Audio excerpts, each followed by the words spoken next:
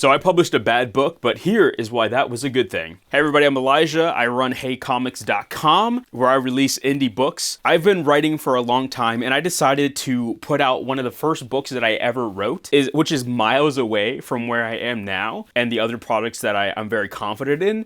And to be honest, it wasn't a very good book. And I can admit that, and that's okay. But I learned a lot from self-publishing that book, and why I think it's okay to put out bad work with the intention to improve your current work. First, I just think it's really good to put things out, or put something out into the world.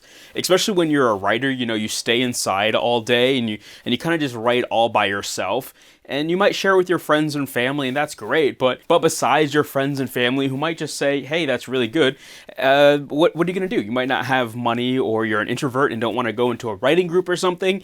Putting out into the world is the best thing you can do, in my opinion. So I put it out into the world, and over the course of a few months, I got a bunch of ratings, some good, some bad. Got 5 stars, got 4 stars, got 3 stars, got 4 stars, got 5 stars, got 2 stars, got 1 star. And what I learned from that, and the reviews are really helpful in finding, I need to work on in my own story and in my own writing journey, and then the next thing I'm working on. And then I also realized, reviews are sometimes absolutely awful. Because there was I released comic books, and one of the 1-star reviews were just I've always hated comic books.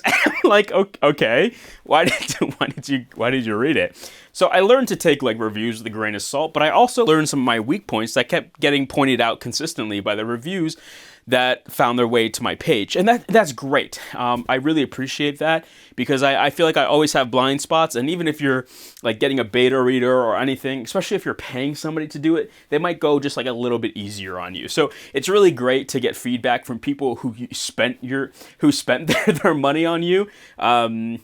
To get that feedback. And you might be wondering hey, this is probably a bad idea, because what if you turn off readers from your next book?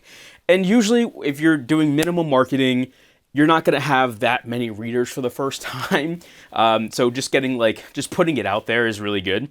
Even putting that book out, I've actually gotten some fans from that book. People really liked it. And it also taught me that even though I think it's a bad book, and some people think it's a bad book, I got a 1-star review, I got a few of those, but it's okay. Because one, people will give you grace if they think you have something. If you have something in you that will make you a good writer. Unless you're getting published and there's marketing dollars behind you, you don't really have to worry about being the best. You can start to build a small audience by releasing something that isn't up to par. And I really just want to hammer home the point that the most important thing is to get something out into the world. When you get something out, it just feels satisfying and motivates you more to do the next thing.